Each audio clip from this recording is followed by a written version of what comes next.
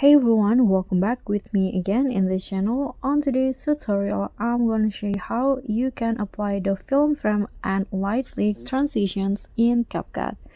So what you need to do is add the clip. In this case, I'm using 2 clips, but you can always use more. Then first add the transition by clicking on the transition box in between the clip. Then click on light effect. And in here you can see there are lots of light leaks transition that you can use, but I'm going to add these glare to transition, this one.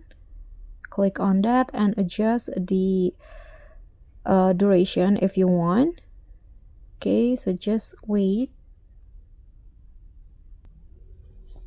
Okay, after you add the transition, you can add the retro frame, the film frame, by going to the effect, video effect, then find the retro section, this one, and then select the film frame effect.